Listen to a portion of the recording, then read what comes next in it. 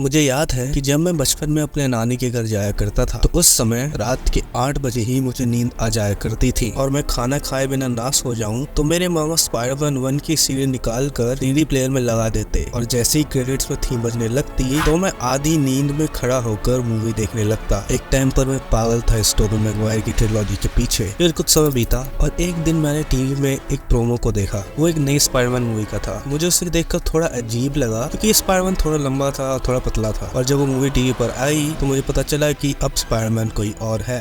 पर उस समय मैंने ज्यादा सोचा नहीं। मुझे TSM1 और 2 दोनों बढ़िया लगी थी। एंड देन 2016 में इंट्रोड्यूस हुआ एक नया Spiderman and I highly डिस्पाइज्ड it. ये वो स्पाइडरमैन नहीं था जिसे देखते हुए बड़ा हुआ था। आई डिस्पाइज द फैक्ट ये एक बच्चे जैसा दिखता था। I despise the fact that he is not the main guy और ये अपने काम को लेकर सीरियस भी नहीं था। जबकि Spiderman is all about the suffering. अब पिछले स्पाइडरमैन भी हंसी मजाक करते थे पर इतना भी नहीं। उल्टा इसकी फर्स्ट मूवी काफी ग्राउंडेड थी और जिस लड़के ने स्पाइडरमैन 1 जैसी मूवीज देखी हो तो उसे वो बिल्कुल पसंद नहीं आई होगी। पर मुझे नहीं पता था कि अगले 5 सालों में मैं एक ऐसा कैरेक्टर डेवलपमेंट विटनेस करने वाला हूँ that made him the best Spiderman we can have.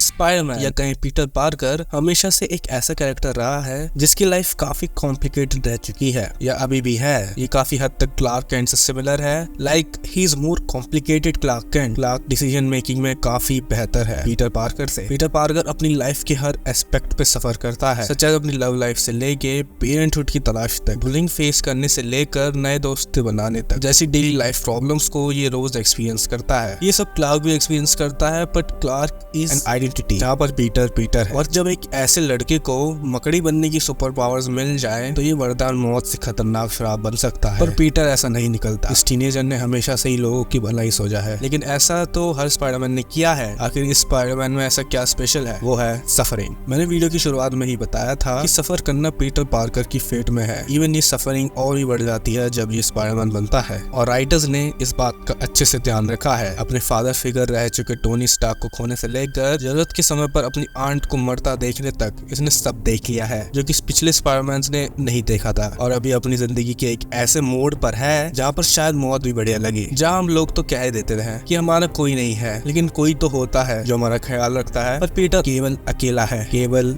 अकेला। हमारे लिए तो ये आज का मार्वल का फेस है। अगर हम अर्थ 616 में जाके इससे ये पूछे तो शायद ही पीटर ऐसा फील करता होगा। नो वे होम का ये लास्ट शॉट दिखाता है कि पीटर अब एक नए रूम में शिफ्ट हो रहा है जो कि दर्शाता है कि he is beginning his new life. उसका नया सूट और स्विंगिंग स्टाइल और उसमें एक ठोस और सीरियस टोन लाता है। फिर याद आता है ये वही लड़का हुआ करता था जो कि हमेशा से एंथुसियास्ट रहा करता था, खुश रहा करता था, पर ऐसा नहीं होता। जिससे हमें भी लाइफ की एक सीख मिलती है कि जिंदगी का दूसरा नाम प्रॉब्लम्स है। अब समझ आता है कि इसे क्यों इतना खुश दिखाया जाता था, सबसे इतना कनेक्टेड। राइटर्स खेल गए और आने वाली ब्रांड न्यू डे में इसकी प्रॉब्लम्स शहर को विलन से बचाने में नहीं पर अपनी लाइफ को कैसे वापस रिस्टोर, वापस ट्रैक पे लाने पर होगी।